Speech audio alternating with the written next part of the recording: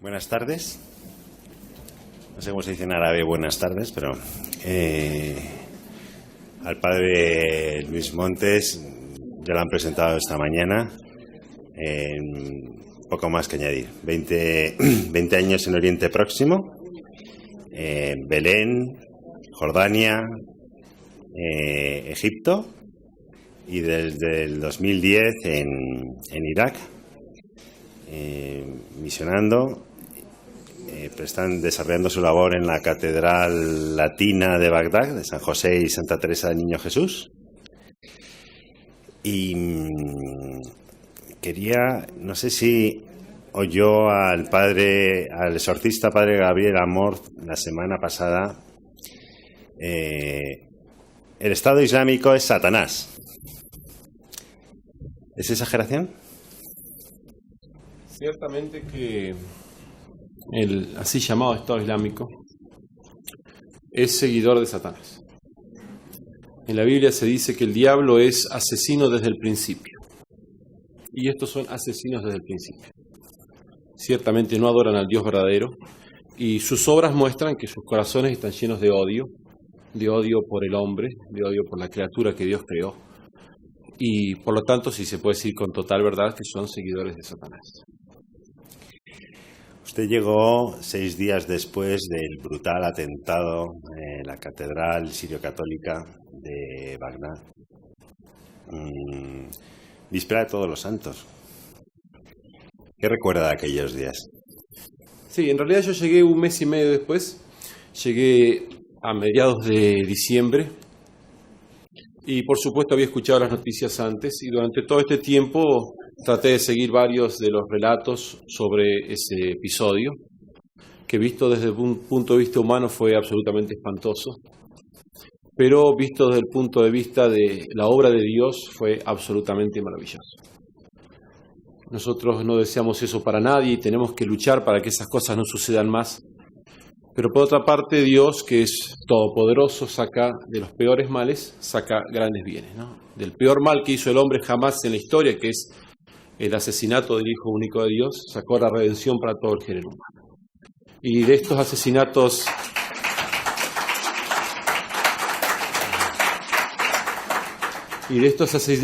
tan injustos sacó unos ejemplos para nosotros que nos dejan pasmados, ¿no?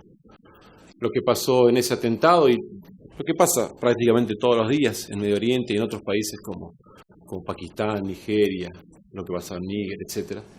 Son hechos milagrosos del poder de la gracia de Dios en el corazón de sus hijos. ¿Sí? Es una cosa que realmente asombra, no porque uno no lo sepa por la fe, sino porque al escucharlo por experiencia uno se queda helado, ¿no? Entonces es para nosotros que somos testigos directos, es una obligación darlo a conocer, ¿no? Me parece a mí que incluso como iglesia estamos fallando, tendríamos que hacer más para que se conozca la gesta de estos mártires. Y yo creo que en el futuro se van a considerar los mártires iraquíes y los mártires de Siria y los mártires de Nigeria, como se consideran ahora a los santos asesinados en los primeros siglos, ¿no? Porque sus ejemplos son muy similares. Hemos oído desde el primer día y estremecedoramente los testimonios de perdón, misericordia. ¿Es incompatible con la legítima defensa? Por supuesto que no. A veces la gente simplifica, ¿no? Y dice, no, tenemos que meter una bomba y matarlos a todos. Eso no es una solución. A veces la gente dice, no se puede atacarlos para nada, tenemos que poner la otra mejilla. Pero ambas posturas son totalmente simplistas y son un error. Jesucristo dio su cuerpo a la cruz, pero cuando le golpearon la mejilla no puso la otra. Dijo, si he hecho mal, dime en qué. Pero si no, ¿por qué me golpeas? Entonces yo puedo perdonar al que mata a mi hermano, pero tengo derecho a defender a mi otro hermano para que no lo maten. Por eso es que la postura de la Iglesia es clara. Y lo ha dicho el Papa Francisco, está en el Catecismo de la Iglesia Católica, ¿sí? El derecho a la legítima defensa es un derecho y para algunas personas es un deber. No se puede permitir un genocidio y que maten a todos y quedarnos de brazos cruzados. Una cosa es el perdón personal que hace el cristiano del que lo está persiguiendo y otra cosa es el deber de los gobiernos de proteger al indefenso.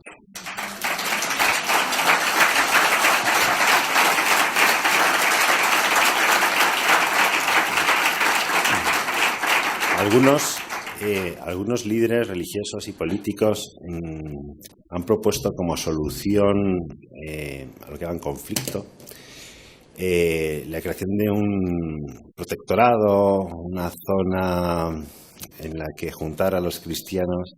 ¿Cómo ve usted este tipo de soluciones? Las opiniones que yo he escuchado en Irak están divididas. A algunos les parece bien para que tengan lugar donde estén protegidos los cristianos. A mí personalmente no me parece bien. Me parece que en el futuro esto va a ser causa de que sean más fácilmente eliminados los cristianos. Y además me parece a mí que es renunciar a la convivencia. Como nosotros decimos, los cristianos están en Irak desde los primeros siglos, ¿sí? Y han siempre colaborado con la sociedad. Esta sociedad, sin el fermento de la levadura cristiana, se van a volver muchísimo más violentos. ¿Quién va a predicar el perdón si no son los cristianos? ¿Quién va a hablar de la caridad verdadera si no son los cristianos? La pérdida del elemento cristiano en Medio Oriente es terrible para la humanidad. Y en el futuro, si llega a pasar, Occidente se va a arrepentir terriblemente, porque esos estados se van a convertir en mucho más violentos y va a ser causa de muchísimos más problemas. Se van a arrepentir de lo que están permitiendo que pase ahora. Por eso lo que hay que hacer es detener la agresión y permitir que los cristianos vuelvan a sus hogares. ¿Con qué derecho vamos a decirle, no, bueno, váyanse? Hay gente que nos escribe, ¿no? Bueno, pero ¿para qué se metieron ahí? Están ahí desde siempre. Están ahí antes ciertamente que los musulmanes. Es su país, su historia, su vida. Y nosotros tenemos que defender que eso se mantenga, ¿no? Por eso es que este tipo de ideas, si bien yo entiendo la necesidad de plantearlas, y algunos, incluso he escuchado a algunos del clero en Irak la apoyan, a mí personalmente me parece que tiene más contras que ventajas. ¿En qué papel cree que está jugando Occidente?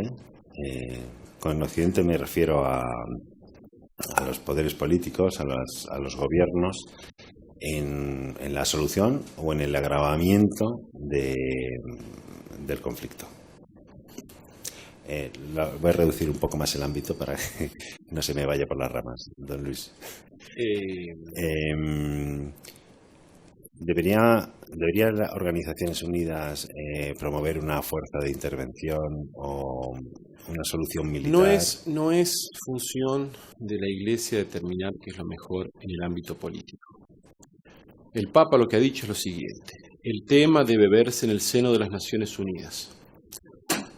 Que la mayor cantidad de países estén implicados, incluyendo las grandes potencias internacionales y las potencias regionales. Y que se vea entonces, buscando el bien de las personas perseguidas, cuál es el mejor método para detener al Estado Islámico. Probablemente sea el uso de la fuerza. Esa gente no quiere dialogar. Para esos islamistas extremistas, el diálogo mismo es una aberración. Entonces, eso se tiene que en el seno de las Naciones Unidas. Pero no se puede de antemano descartar alguna potencia regional porque no nos gusta. Hay que incluirlos a todos para que tenga legitimidad y para que no sea causa de problema en el futuro. Lo que se están haciendo son acciones prácticamente unilaterales que lo único que hacen es agravar la situación porque agravan el odio. Lo que pasa es que ponerse esas potencias de acuerdo, ¿sí?, en los papeles es muy sencillo. Pero no se ponen de acuerdo porque hay demasiados intereses en la zona.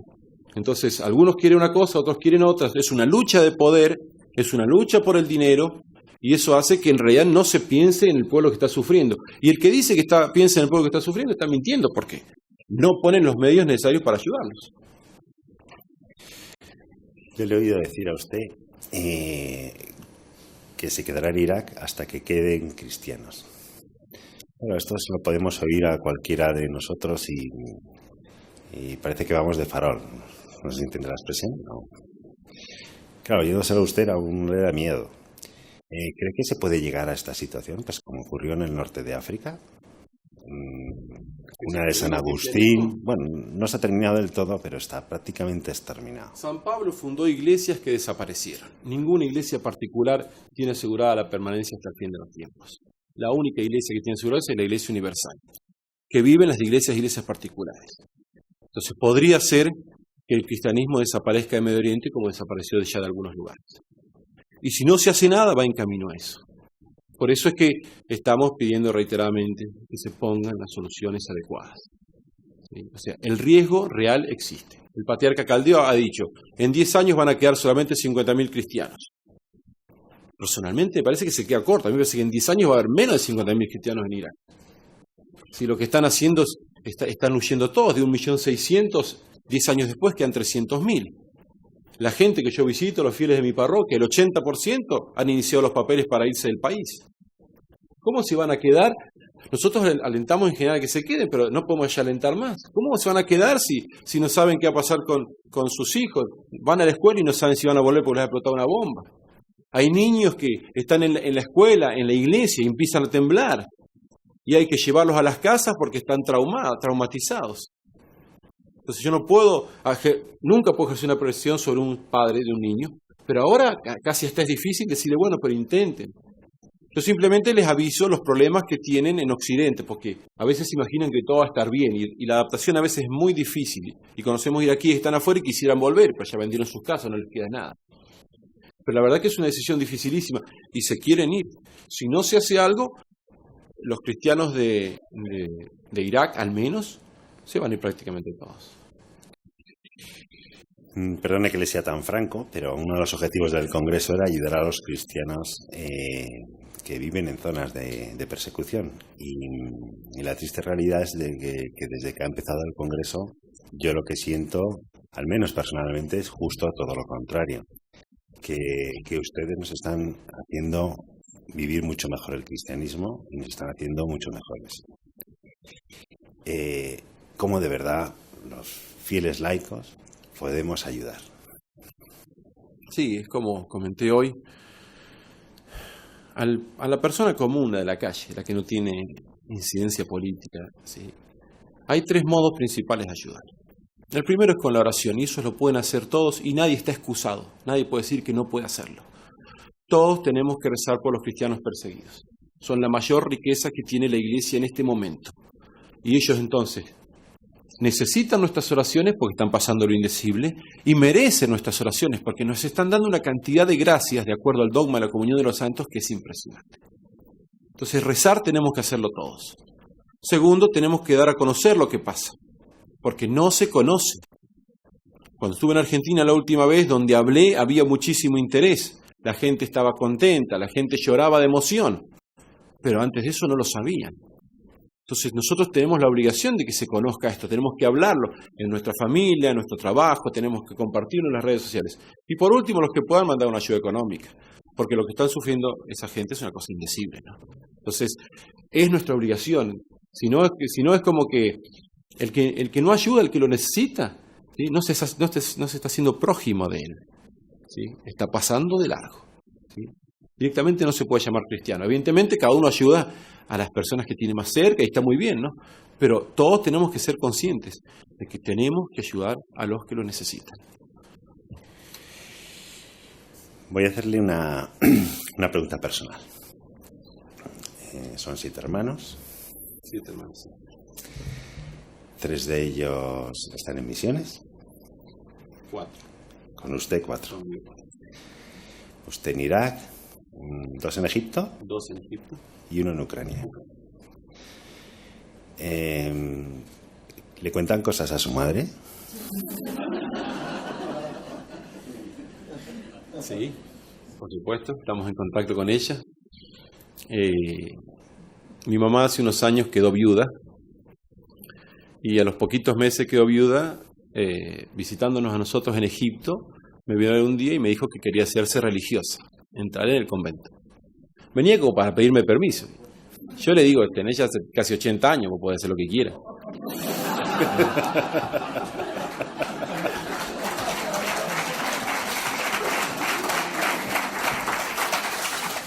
Así que entró en las hermanas, en la misma familia religiosa que tenemos nosotros, tenemos hermanas. Para mí fue una gran alegría porque ella era muy unida con mi papá. Tuvieron casi 50 años casados. Y cuando falleció mi papá, yo temía que se me muera, ¿no? Estaba tan, pero tan triste que yo pensé que se moría. Había envejecido 30 años en una semana. Y de que entró a monja, la cosa cambió. Está siempre contenta, está tranquila. Es muy vaga para escribir, pero lo hace cada tanto.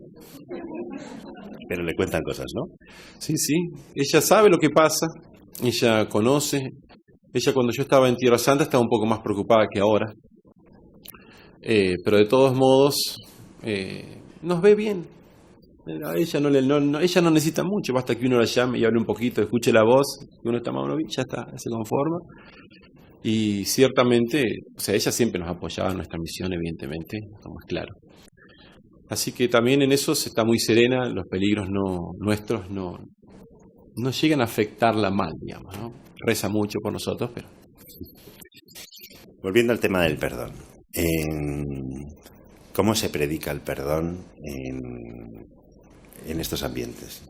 Tanto hacia las confesiones no cristianas, como a los propios cristianos que viven en un ambiente cultural pues que está muy influido por unos valores distintos. Miré algunas preguntas que se hacen acá, en Occidente. ¿Sí? Por ejemplo, dicen, ¿y la gente no se enoja con Dios? ¿No tiene la culpa Dios de esto? ¿Por qué lo permite? Los cristianos en Irak no se hacen esa pregunta. Ellos no se quejan contra Dios. Ellos agradecen a Dios los bienes que le da. Cuando uno está en la prueba, normalmente, si la aprovecha un poquito, se purifica. Entonces nosotros vemos en ellos una mayor confianza en la providencia que lo que vemos en otros lados. Con el perdón pasa una cosa similar. Alguna persona me ha dicho, padre, ayúdeme, me cuesta perdonar a los del ISIS.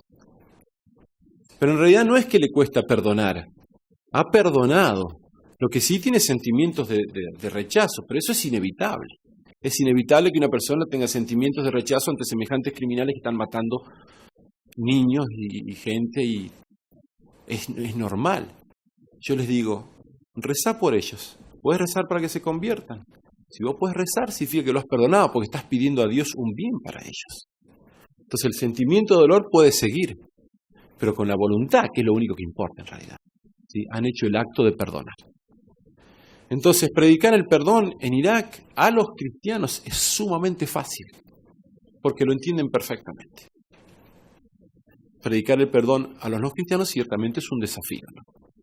Pero aún así, aunque sea un desafío, los musulmanes muchas veces han manifestado admiración por esta nuestra doctrina. Le pongo un ejemplo antes de hablar de esto, ¿no? Y es el tema de la castidad sacerdotal. Para los musulmanes es inentendible la castidad sacerdotal, ¿no? Hay un dicho de Mahoma que dice, el matrimonio es la mitad de la religión. Entonces, que una persona no se case, no tenga hijos, es contra la religión. Entonces, a veces nos plantean directamente esos temas. ¿Por qué ustedes no se casan? ¿Por qué viven la castidad? Y uno le dice, ustedes dicen que Dios es el más grande. Yo creo realmente que Dios es el más grande. A mí me basta Él. Y yo he dejado un montón de cosas buenas por Él. Si vos podés dejar de comer en Ramadán, ¿por qué yo no puedo dejar de tener una familia para estar más a disposición de Dios y hacer lo que Él me pida? Y cuando uno razona así, muchas veces uno ve la cara de asombro, nunca se lo habían planteado. Y uno ve entonces que en muchos de ellos se produce como un entendimiento. Entonces con lo del perdón es similar. Ellos no pueden perdonar, está prohibido, ellos tienen que hacer ojo por ojo, diente por diente, la ley del talión. Si a mí me hacen mal, yo tengo que hacer mal, es una orden de Dios. Cuando uno dice, no tienen el perdón, normalmente se piensa que no, les cuesta mucho perdonar. No, está mal perdonar para ellos. Pero cuando uno explica y lo vive, sobre todo cuando lo vive, cuando alguno de ellos le hace un mal y uno perdona, los del entorno de esa persona se quedan asombrados. Entonces empiezan a plantearse cosas más importantes. A mí me ha pasado en un país musulmán de que un sacerdote tuvo que gestionar una situación difícil entre una familia musulmana y una familia cristiana. Le habían intentado hacer algo malo a una joven cristiana y la familia del que había hecho eso estaba muy avergonzada.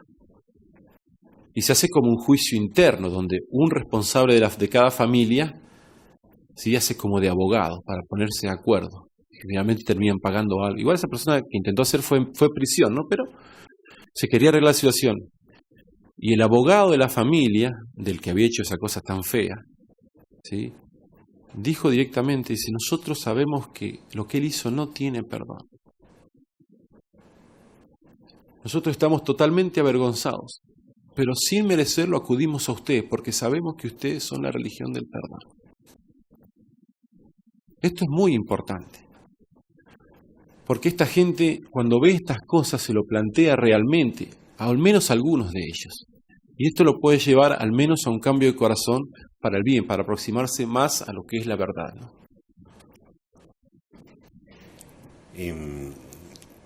Se practican, se participa de los sacramentos de la misma manera allí que aquí, con la misma intensidad, preparación. Varía de país en país, pero en principio, en general, los cristianos árabes son más rezadores que nosotros, ¿no? Rezan mucho, ¿no? A mí, cuando les pregunto, ¿vos rezás todos los días? Que alguien diga que no, es muy extraño. Ellos rezan todos los días, van a misa más que nosotros. Muchísimos de ellos leen la Biblia todos los días, ¿sí? Si se organiza una jornada de oración, pueden estar mucho más tiempo rezando sin impacientarse. Y por supuesto la prueba, digamos, las dificultades, los ayudan a purificarse para incluso rezar mejor, ¿no? Entonces ellos entienden en ese sentido muchas veces mejor que aquí lo que significa rezar, ¿no? Piden oración por todo, ¿sí? Entonces ese es uno de los puntos en el cual el pueblo árabe nos da enseñanzas a nosotros, ¿no? Son un ejemplo realmente en este punto en concreto. Y me contaba el otro día una iniciativa de esta Semana Santa en la que ustedes pueden hacer mucho por nosotros. Esos niños que pueden, en el campamento de refugiados, rezan por Occidente, pueden rezar por Occidente. ¿En qué medida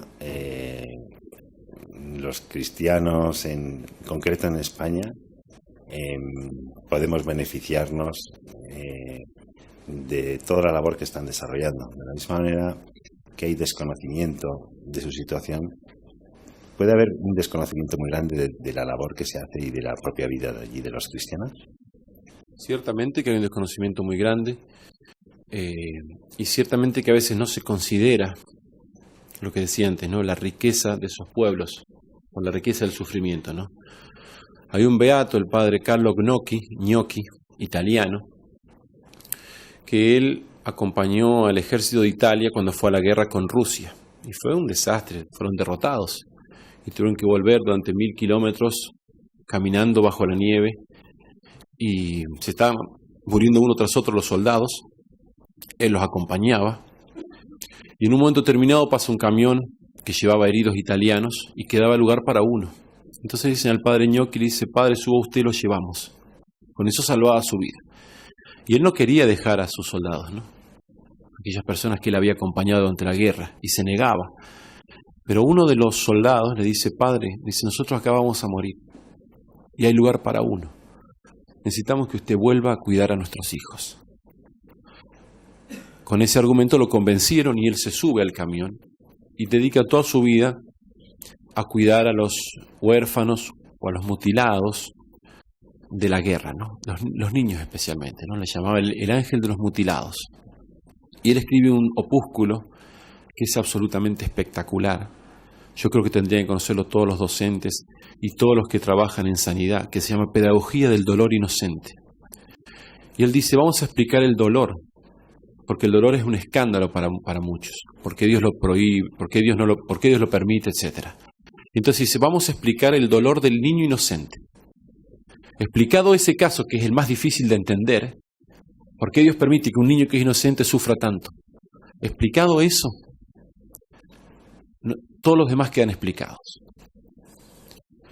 Y él dice una cosa, el opúsculo lo tienen que leer, ¿no? Yo no les voy a dar la solución, ¿no? No, porque es realmente una joya, ¿no?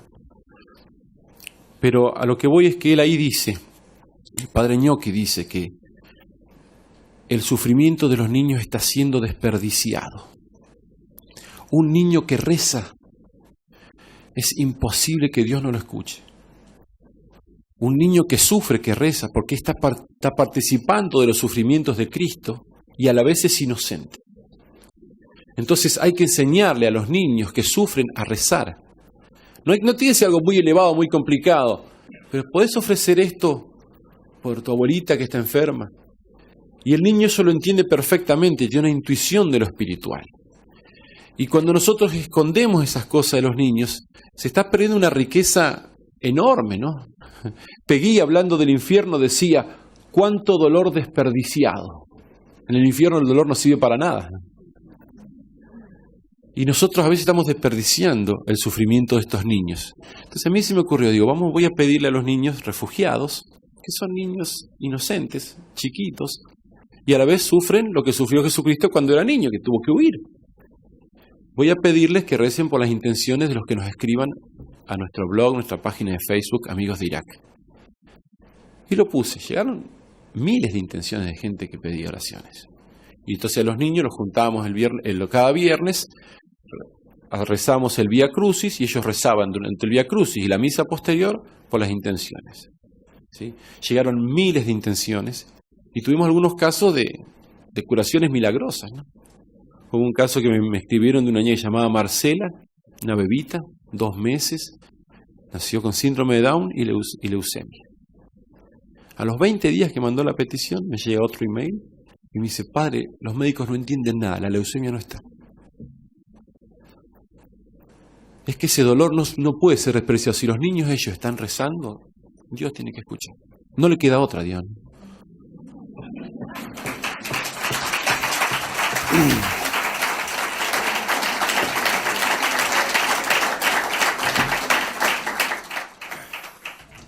Muchas gracias, Padre Luis. Creo que sin que le escribamos en el blog, pues se tiene que llevar como intenciones España, ¿no? Occidente, pero por tirar para casa, pues esta tierra, por el testimonio que nos han dado, por el ejemplo humano también, las noticias de las casas marcadas con la letra N que dan lugar al nombre de este congreso, esos padres que no han apostatado y que podían haberlo hecho y era muy sencillo y bastaba con simular en muchos casos, en otros pues porque no había dinero pues para pagar, pero que se podría haber hecho y que se han mantenido ahí y que sin lugar a dudas pues serán sostén de generaciones futuras tanto en Irak como aquí, eso espero. Muchas gracias, Padre Luis. Okay, yo prometo nuestras oraciones por todos ustedes, por todos los que están siguiendo esto, por el interés que manifiestan por los cristianos perseguidos. Pero también aprovecho a hacerles un pedido, porque muchas veces cuando uno consigue algo material para el que lo necesita, hace un gran bien. Pero a veces un gesto de apoyo es mucho más enriquecedor. Por eso realmente los invito a que vean la página de Facebook nuestra, Amigos de Irak, y manden un mensajito. Yo se lo cuento allá a los fieles de la parroquia. Y les digo, miren, le están escribiendo de Colombia, de estos 50 países más o menos, ¿no? A veces simplemente estamos con ustedes, rezamos por ustedes. Esa cercanía es importante para ellos, porque si no, se sienten abandonados, ¿no? Sufrir es difícil, pero sufrir solo es mucho más difícil. En la medida que ustedes puedan acompañarlos, ¿sí?, con sus oraciones y con sus mensajes, eso es para ellos realmente una suerte de consuelo, ¿no? Y es gratis, ¿no? Muchas gracias y este aplauso si se lo lleva. Gracias a usted.